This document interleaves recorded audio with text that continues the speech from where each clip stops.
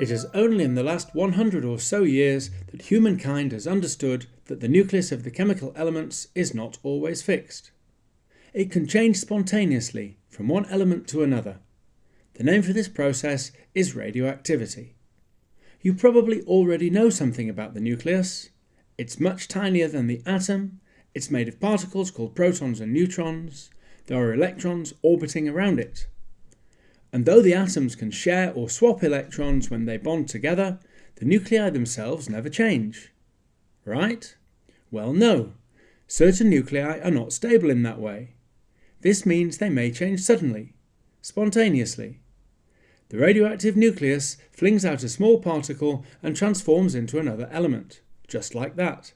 For example, a carbon nucleus can eject a fast-moving electron and turn into a nitrogen nucleus. There are two different particles that can be emitted from radioactive nuclei, though never together.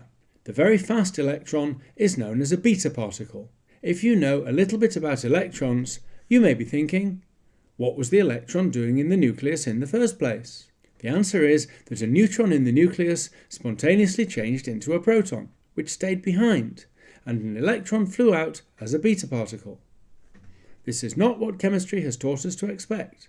The nucleus is supposed to be stable. Neutrons don't change into protons, except sometimes they do. The other particle that emits spontaneously from an unstable nucleus is alpha. An alpha particle is 8,000 times more massive than beta, and it's a bit slower. Alpha is made from 2 protons and 2 neutrons. If we trap a lot of alpha particles together, we get helium gas. Alpha is a helium nucleus. Like the beta particle, we would not have expected a heavier nucleus to throw out helium. But again, it happens, and the nucleus becomes a new element. So, is radioactivity useful or just dangerous?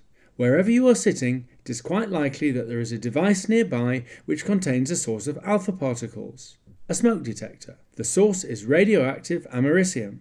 You are totally safe from these alpha particles, which cannot travel more than a few centimeters in air. Beta particles penetrate much further through materials than alpha can. Radioactive atoms are used in medicine as tracers, to show where chemicals travel in the patient. Beta particles are emitted and have enough energy to emerge from the body and be detected. There is a third type of nuclear radiation, gamma, which is not a particle at all. It is an electromagnetic wave, like microwaves or light, but it is actually 1,000 times more energetic than visible light. Gamma rays may pass right through your body. Gamma is used to zap the bacteria in fruit to increase its shelf life, or in radiotherapy to kill cancer cells. Radioactive substances get hot, and this heat can be used to generate power. This heat has been put to use in space probes and, in the past, in pacemakers for hearts. The more abruptly nuclear radiation is slowed down, the more damage it does to the atoms it hits. This is called ionization. Alpha causes the most ionization as it crashes into other atoms, and gamma the least. For humans, the most serious effect of radiation is the damage that it can cause to our DNA. Although alpha cannot penetrate your skin, if you inhale or ingest a radioactive nucleus, the health consequences can be severe. Radioactivity is both useful and deadly, but it is all around us as a background to the natural world.